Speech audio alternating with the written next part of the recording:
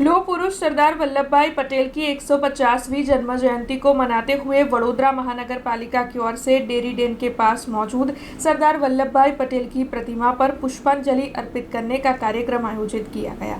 सरदार वल्लभ भाई पटेल की 150वीं जन्म जयंती को एकता नगर में बेहद ही धूमधाम से मनाया जा रहा है। तब वडोदरा महानगर पालिका की ओर से भी सरदार वल्लभ भाई पटेल की जन्म जयंती पर उन्हें शत नमन किया गया। दरअसल डेरी डेन सर्कल के पास सरदार वल्लभ भाई पटेल की प्रतिमा मौजूद है। वहां पर वडोदरा महानगर पालिका की परंपरा के मुताबिक सरदार वल्लभ भाई पटेल की प्रतिमा पर पुष्पांजलि अर्पित करने का कार्यक्रम आयोजित हुआ। इस दौरान वडोदरा के मेयर पिंकी बेन सोनी, विपक्षी नेता चंद्रकांत श्रीवास्तव समेत अन्य कई अग्रणी मौजूद रहे। तब आपको बता दें कि इस दौरान स्थानीय नगर सेवक और पालिका के हुद्देदारों की मौजूदगी भी दर्ज की गई। उपस्थित इन सभी की ओर से सरदार वल्लभ भाई पटेल की प्रतिमा पर पुष्पांजलि अर्पित करते हुए आज के दिन उन्हें नमन करते हुए उन्हें भावभीनी श्रद्धांजलि दी गई।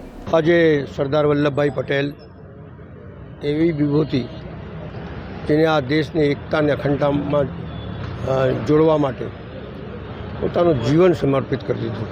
1875 में जन्मेला सरदार वल्लभभाई पटेल इस सरदार कहलाया એટલા માટે कहलाया।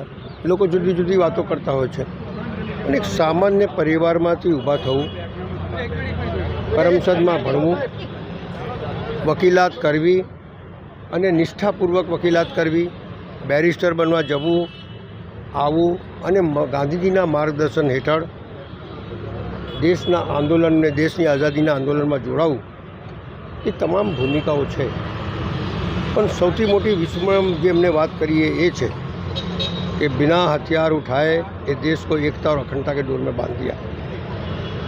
एमना माटे जाति प्रथा कशुं नथी, देश सौथी प्रथम हतुं अने ते वखतना नेतानामां पब्लिसिटी नहोती, आ टीवी मीडिया वगैरह कशुं नहोतुं अने ते जमानामां गामे गाम फरी अने देशने एकता ने अखंडतामां जोड़वुं अने एवा समये જ્યારે દેશમાં કોમી રણખાણ ચાલતું હોય, એવા સમયે જ્યારે દેશના વિભાજન થઈ ગયા હોય, એવી દશાએ જાતિમાં મોટો ભેદભાવ થઈ ગયો હોય, જ્યારે એમને આ દેશને એકતાને અખંડતામાં જોડવા માટે વગર યુદ્ધ કરે આ જોડ્યું અને મહાન ભારત બનાવ્યું, એને સતત નમન છે।